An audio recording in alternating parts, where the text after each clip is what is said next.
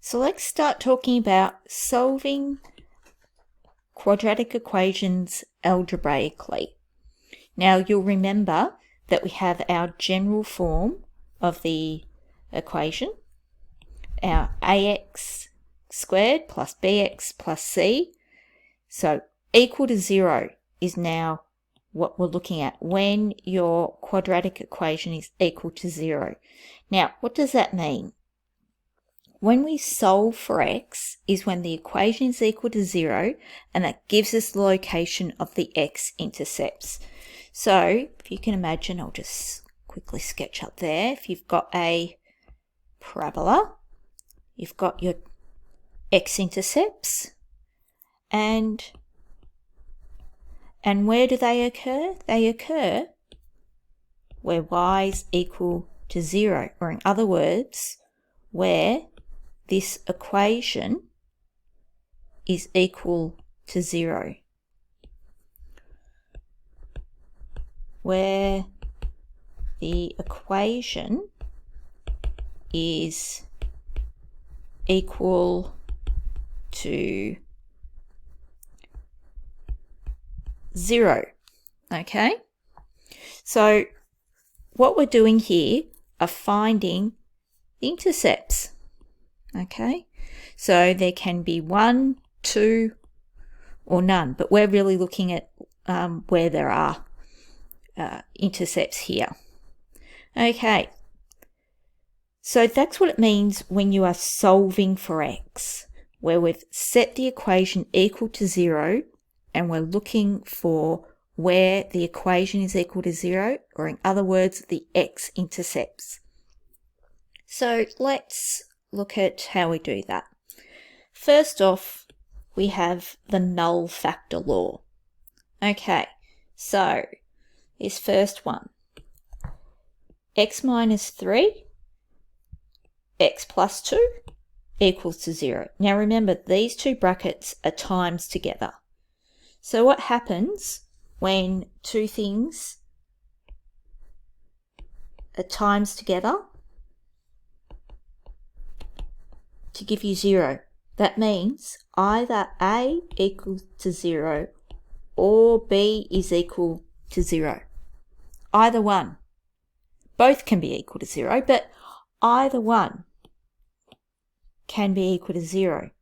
So what that means here is that either x minus 3 is equal to 0 or x plus 2 is equal to 0.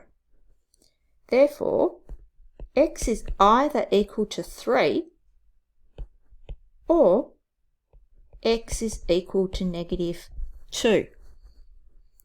So they give me the locations of our x-intercepts, if I was to draw that. But yet, there are two solutions. Here, this next one, number 2. X times by x plus 5 is equal to 0. So, either x is equal to 0 or x plus 5 is equal to 0. So, x is equal to negative 5. So, either one of those, has to be the case. So, you can imagine our parabola, oh, I've done that the wrong way, haven't I? Would look something like that. I haven't drawn that very well, but that would be negative 5 and that would be 0. Okay, our two intercepts. Okay, so again here, 3x plus 2 equals to 0 or x plus 2 equals to 0. So 3x equals to negative 2, x equals negative 2 divided by 3, or x equals negative 2. So they're my two x-intercepts. Please again note that I'm working down the page. I think I've left comments with people working across the page, but you have to work down the page, okay? And line up your equal signs as best you can, but you work down the page. So here I've got x squared plus 5x equals 0, so I'll factorise that first. 5 equals to 0, so x equals to 0 or x equals to negative 5. They're my two solutions there. Okay, so now we're getting to solving quadratic equations by completing the square. Okay, by completing the square. So sometimes you need to complete the square in order to factorise. And often these solutions are not rational. So they're not nice whole numbers. They can be irrational. So that means with surds in them. So let's do these. So x squared plus 6x minus 1 equals to 0. Now that doesn't factorise nicely, so we can use the completing the square method. So x squared plus 6x plus 6 divided by 2 squared. Oops, not plus, is it? And minus 6 divided by 2 squared minus 1 equals 0. Now, do you remember why we plus then minus the same thing?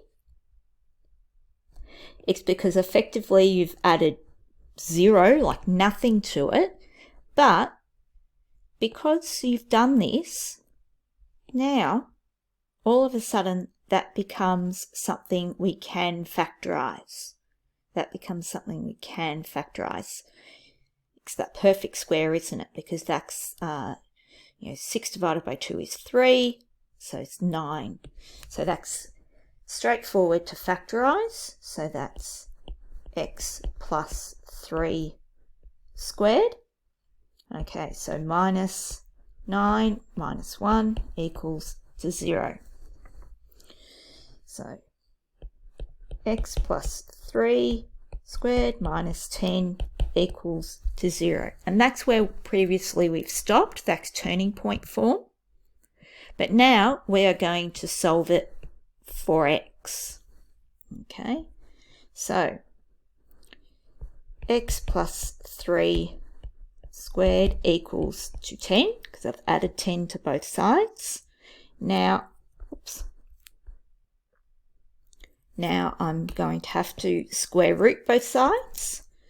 So x plus 3 equals, remembering that when you square root something, it can be both positive and negative. Okay, it could be positive square root of 10 or the negative square root of 10. So, and now minus 3 from both sides, plus minus square root 10. Okay, I've left myself not very much room here. I drifted, but oh well. Okay, so we've got x squared plus 5x plus 5 on 2 squared minus 5 on 2 squared minus 1 equal to 0. All right, so this first part, perfect square. We know how to factorise a perfect square. So that's x plus 5 on 2 squared minus, okay, so that's 25 on 4. And I'm going to rewrite that minus 1 as a fraction to make my life a little bit easier.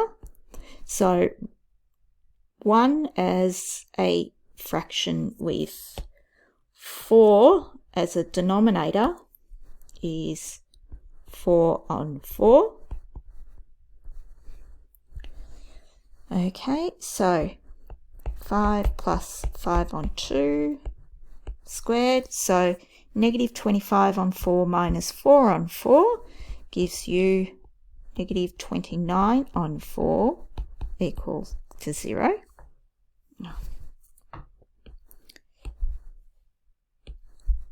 On 4. Okay, so now I've got x plus 5 on 2 squared equals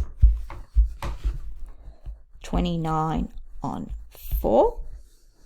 All right, I'll have to move out a bit. So x plus 5 on 2 equals positive negative square root of 29 on 4. And then I'll minus 5 on 2 from both sides. So x is equal to negative 5 on 2 plus minus square root of 29 on 2. Okay, please note, how I've keep that in a fraction. Like even over here, when 6 on 2 made, a nice whole number, I keep it in that fraction. It's just a little habit I've gotten into, so that when I come to do the factorizing, it's already there, okay? And you've got to think about it in that way. All right, that got a bit squishy, but that's okay. So let's look at this worded question. I just wanted to go through it. We won't solve it completely, but I'll get you part of the way there. This is how we use quadratics a lot in, say, methods. So a soccer ball is kicked. The height, h, in meters of the soccer ball t seconds after it is kicked can be represented by the equation h equals negative t times by t minus 6. Find how long it takes for the soccer ball to hit the ground again. Okay, now I'm actually just going to do a quick little graph here just to show you what this looks like so you can picture it. So this is our t, the horizontal's our t, vertical's the h. Quite often we have these real life situations where we've just got this one quadrant, the first quadrant. And you can see here t is horizontal. Quite often we're using something with time or distance. So it depends on that question. So this tells me it's going to look something like that. Okay? It's going to look something like that. So you can imagine this is, this is the height that the ball starts on the ground here. Okay, so it's no height off the ground. As it is kicked, it's kicked and then goes up in the air, and then it comes down again as gravity starts to work on it more than the force that you exerted on it. So gravity works on it and then it hits the ground here. Okay, so let's solve this one. So h equals negative t minus 6. So we are wanting to find the intercepts where h, the height, is equal to 0. So t is equal to 0, or t is equal to 6.